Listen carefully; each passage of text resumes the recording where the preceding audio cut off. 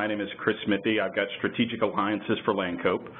What we're going to do today is run through the breach report from Verizon that was published earlier on this year.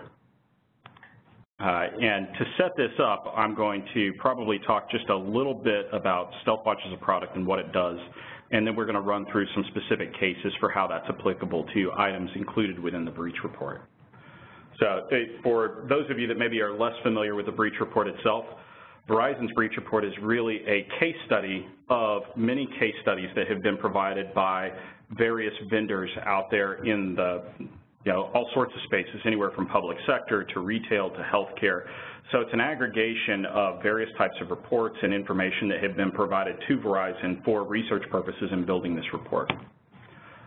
One of the things that we learn is kind of a big talking point within the scope of the report itself is that we have some problems with respect to being able to identify the threats. So this particular graph that we see here, this top line, shows the number of compromises where some amount of information was compromised within a very short period of time. Down here toward the bottom, we have the amount of cases that were discovered within a similar time context.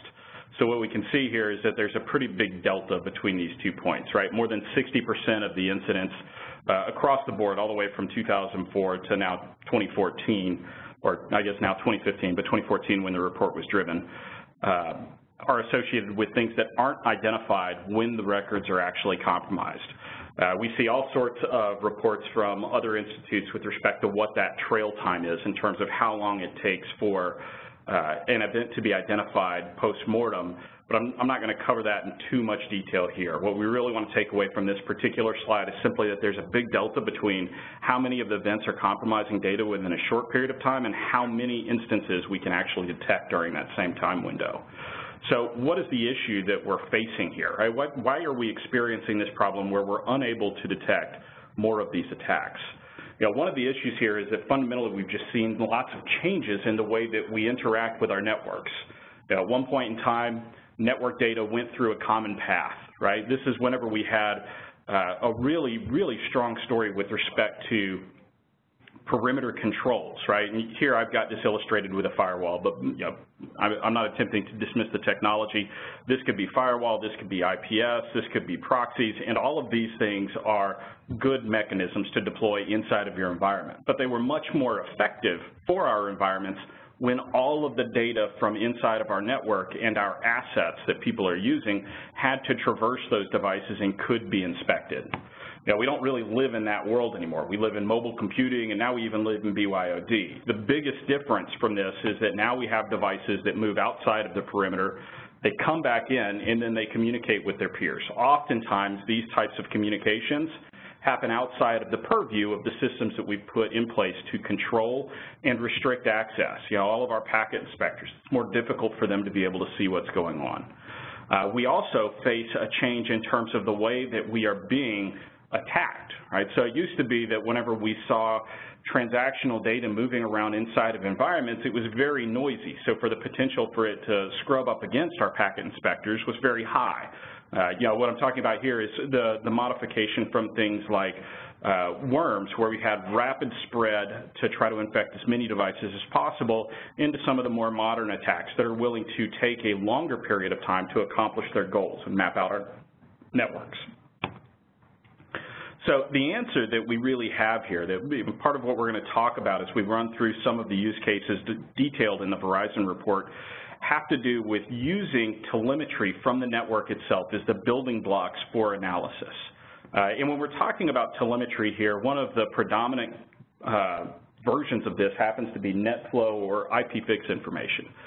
It's a ubiquitous form of telemetry. It's available all the way down from the access layer switching all the way up to the routers that are at the edge of your network connecting you to the internet resources.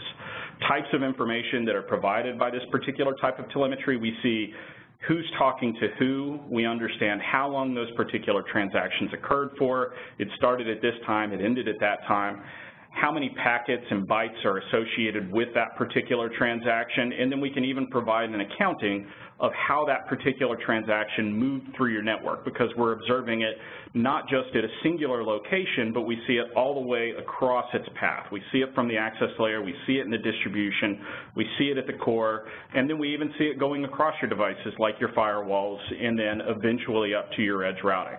So we have a full accounting of what goes on. And that full accounting is interesting, but we have to start to do more things with it, right? So we're seeing it from all of these places across the network. What exactly do you do with that information once it's there? Well, from a first and foremost, you've got to be able to consume it. You've got to be able to store that data and monitor it so that you know what's going on.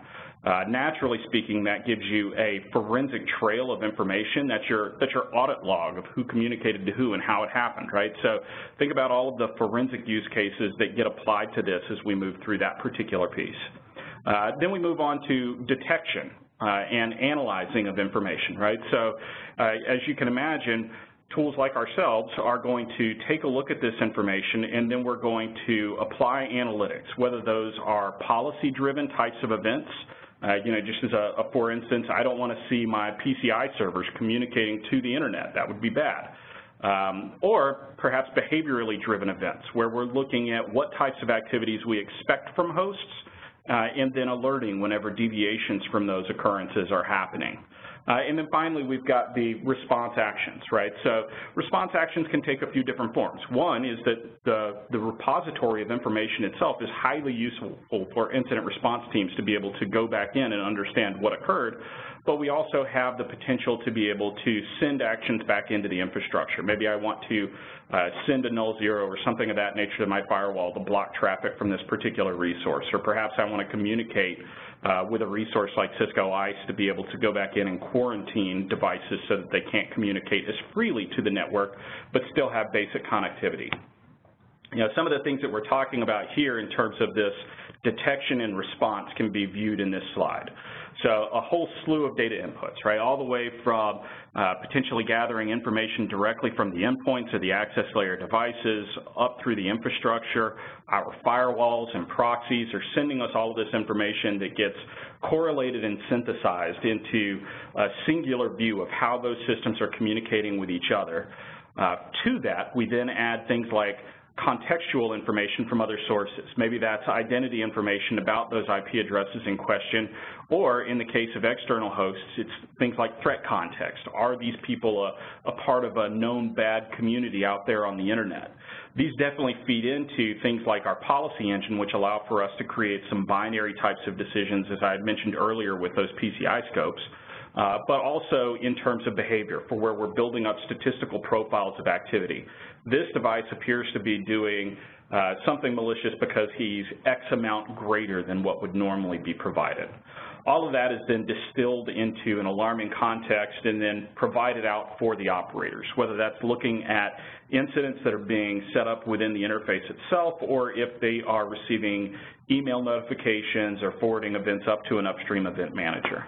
As I mentioned before, the secondary component of this is the response component, right? So being able to understand what occurred once an incident has been uncovered becomes excellent opportunity for the operators themselves, right? If we see a device that appears to have been compromised, he's communicating to a command and control location out there on the internet, we want to know all of the other surrounding information that becomes important once that compromise has been identified.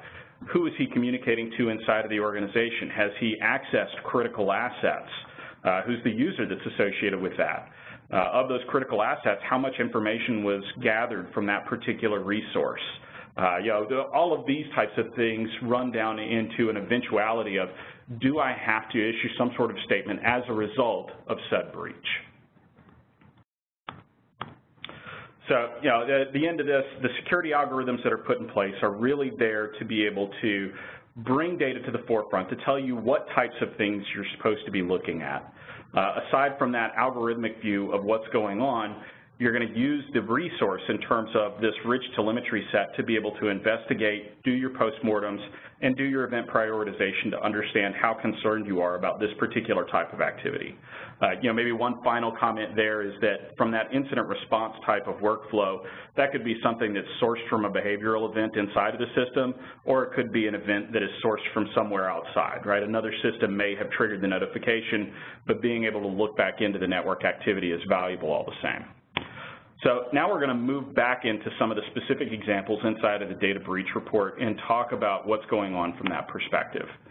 So if we look at the incident classification patterns described within the report, the top 4 components here account for almost 90% of the incidents, and all of these can be attributed to effectively users within the network, whether that is poor usage, whether that is credential abuse, whether that's compromised credentials. They're all very common issues that are associated with our users. This is one of the biggest takeaways that we probably can have from the report is that education for our users is continually important. We will never make our users perfect, but it's something that we need to strive for from an organizational perspective to be able to improve our overall security posture. They need to understand that their actions have consequence to the organization itself. Now, we can pivot away from overall activity reports in terms of security incidents into the ones that were actually attributed to breach. So the difference here is that that first segment was talking about the security incidents themselves, right? The activities that were identified where people were compromising the assets inside of the organization itself. This secondary report has to do with information was actually compromised after that particular asset was compromised, right? So people had access to information inside of the organization beyond simple controls of those particular infrastructure components. So this is a little bit different in terms of what the top 4 are, and this is going to be what we'll focus on for the following slides. We're really going to talk through point-of-sale intrusions. We're going to talk a bit about Crimeware. We're going to talk a bit about cyber-espionage, and we'll talk about insider misuse and how these types of activities can be identified with components of StealthWatch. And again, here, what we're basing this type of identification off of is flow telemetry. So this is something that you have access to inside of your organization today. You simply need an analytics platform like StealthWatch to be able to make use of the information and bring this type of detection to the forefront.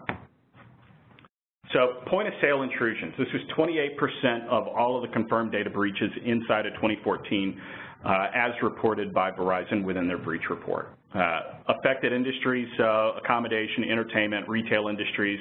I'm sure you guys remember a lot of the high-profile organizations that were reported, put into the news last year for some of these breaches. Some of the larger breaches, well, most of the larger breaches really do involve multi-step attacks. So that's another thing to consider here, right? It's not necessarily something where somebody goes in and immediately gathers the information that they were interested in. Typically speaking, this involves compromise of one asset within the organization and then moving internally to be able to gather the data that they're really interested in when we're talking about the larger entities.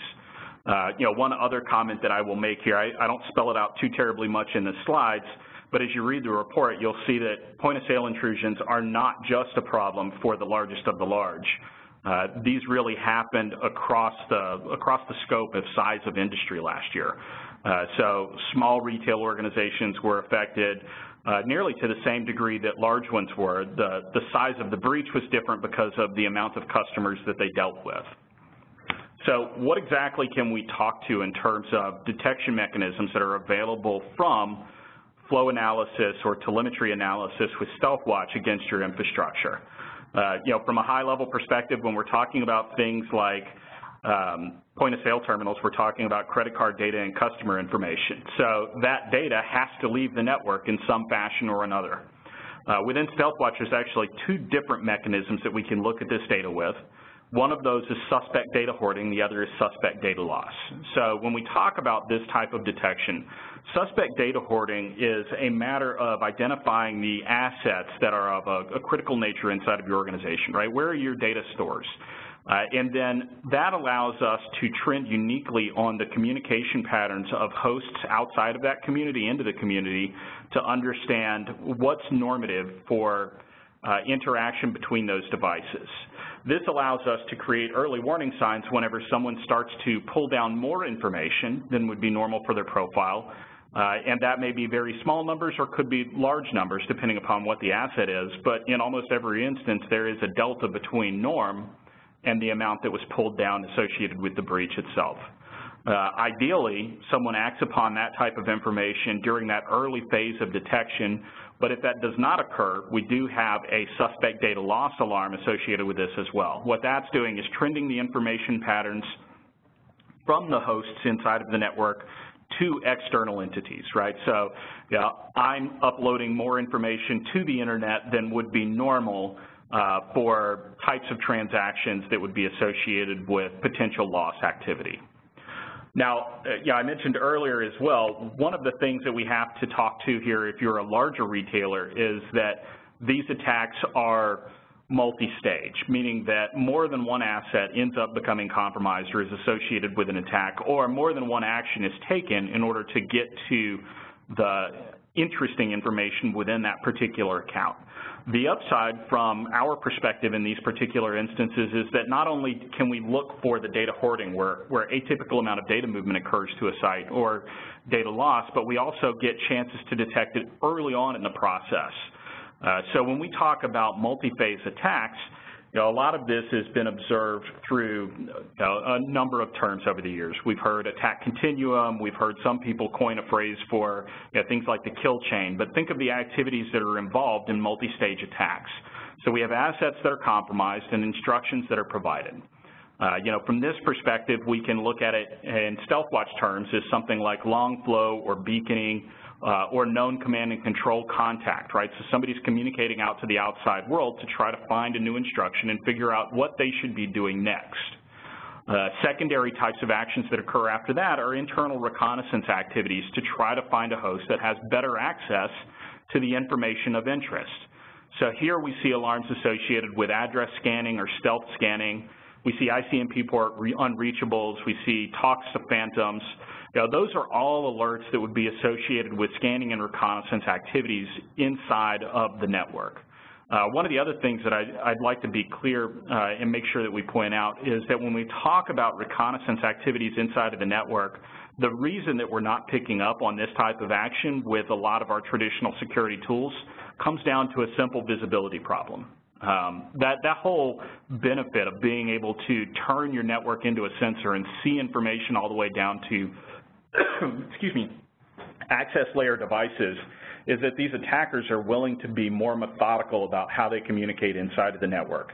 As I mentioned earlier, we're not talking about trying to spread out as fast as possible and infect a whole bunch of different machines anymore. We're really talking about being able to map the assets of interest, understand where good internal pivots happen, and as a result of this, the type of interaction is much slower in nature. Finally, associated with these types of attacks, sometimes we see things like brute force logins. This type of activity would be to be able to communicate to that system. We're going to have credentials. Where credentials weren't able to be gathered in advance, we're going to try to force a login to a system of higher privilege. So all of these things become relevant inside of the process. I would say that irrespective of credential use, you see a lot of the scanning and reconnaissance type of activity. You see those types of internal pivots, and then you still have the opportunity to, for a user, understand that things like data hoarding are occurring, where they're moving information from sensitive systems to lower sensitivity systems. So moving on from point of sale, right, let's talk a little bit about Crimeware. So Crimeware is the classification within the Verizon breach report that's talking about malware that's not associated with some other more specific type of criteria, or a more specialized classification pattern as they refer to it. Represents 18% of all of the breaches. Common activities here, we've got distributed denial of service or denial of service attacks, and then communication to command and control activity. Frequent targets here are bank records and user credentials. So in many instances, this could potentially be a subset of another type of activity as well. Crimeware as a component can be monetized for other entities. So talking about how we can detect some of the actions that take place from these Crimeware-infected systems, right? We have DDoS sources, right? So which of the devices are attacking other systems from the perspective of distributed denial of service attacks? Rate-based attacks, when looking at telemetry as a source, are actually fairly easy to detect from a high-rate perspective. So we have flood-based patterns across all the different types of protocols. We have high total traffic in terms of a very large amount of information that moves forward. Potentially lots of TCP resets being received by a system is another indicator of a denial of service attack. And we actually have one that I seem to have, oh no, we didn't, it's right there, slow connection flood. So slow connection flood would be the type of attack that leaves the windows themselves open for exorbitantly long periods of time, right? Instead of trying to attack the system with just a very, very large number of packets, it's increasing the overall session count that a server has to be able to maintain. So small number of packets, extending out the overall lifespan of the connection itself. Past that, we move back into some of these scanning and brute force types of alarms again. So understanding that reconnaissance activity is occurring within the organization. When we talk about being able to monetize malware within an organization, being able to map out a network is a valuable component of this particular subset of activities. And in mail, we see that mail is a common vector for attack patterns here as well. So being able to understand if certain systems start to behave atypically from perspectives of how they handle email treatment, whether to or from that particular system.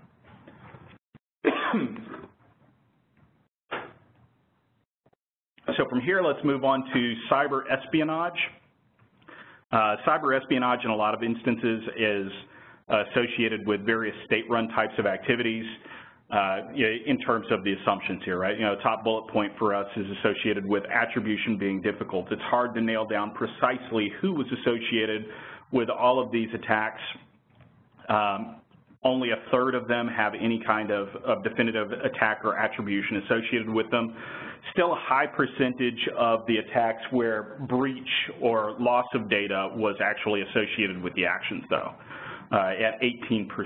So most targeted industries, according to the report, we've got manufacturing, government, information services. Social engineering is a pretty constant thread here, right? So people are looking for information to be able to crack the credential usage of operators inside of these accounts. Again, our users are one of our biggest weaknesses in these particular instances. So targeted data here. It could be that they're looking for similar types of information where they want to gather information about our users. It could be that the data that they're looking for is trade secrets so that they can produce the next widget faster. We could also have things where it's data corruption associated with these particular types of attacks, right? So rather than stealing the information, they simply want to pollute it so it's more difficult to produce. So what are we doing from a cyber espionage perspective? So monitoring of outbound traffic for suspicious connections is interesting here. How much data is moving to and from external sources? Are there an atypically large number of new transactions that are associated with this? Our index values tend to be good indicators here as well. So an index value within StealthWatch is really a roll-up value of multiples of different types of attack vectors. So if I were to look at two of the very highest level type of indexes, we have concern index and target index, and then we have a number of subsets there, but concern index would be a pointer to say this system overall is acting peculiar. He's doing bad things.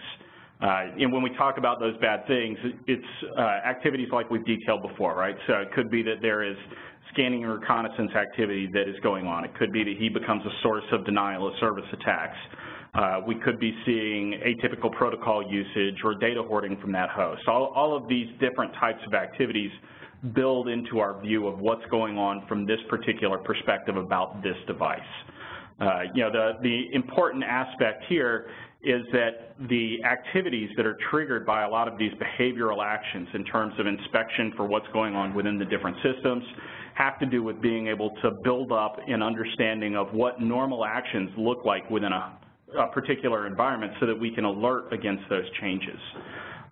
One of the other things that I will mention as well is that in addition to being able to build out these types of behaviors for the hosts to understand what's going on and what makes them unique, this type of visibility into an organization to understand what hosts are doing is really something that people have an idea of, but being able to understand what's truly going on is something that tools like this can facilitate for you. So in addition to being able to understand atypical behaviors, we can really help build up the appropriate types of segmentation for the network that would be needed to create security policy and create better boundaries for activities in general.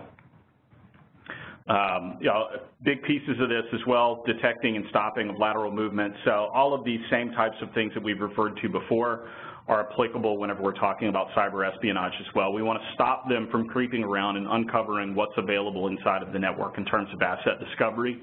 We want to limit their ability to move over to systems that have better privilege within the network. And if we can augment this phase, we've effectively mitigated that data hoarding type of action or data loss type of action that logically follows where they start to move information out of the network.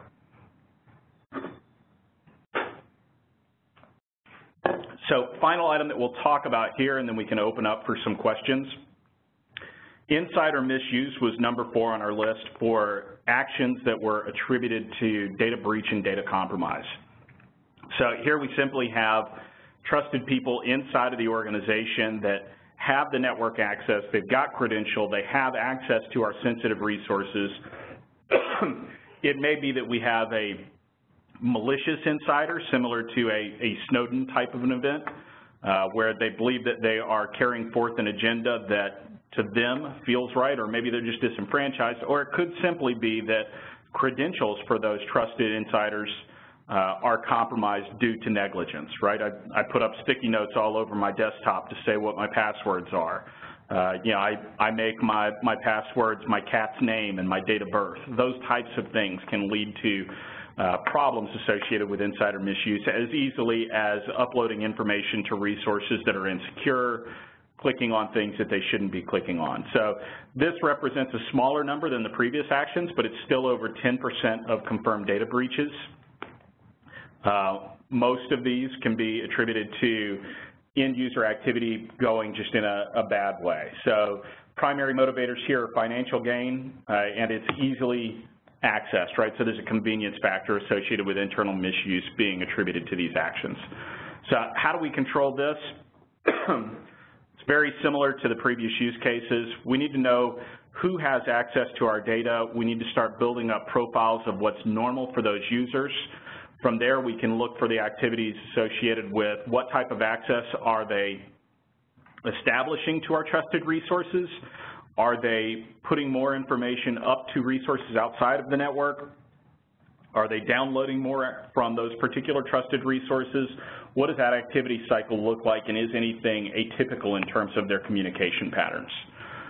Then again, we want to look for our data loss type of activity. After we've seen the suspect data movement inside of the organization, what are they doing with it?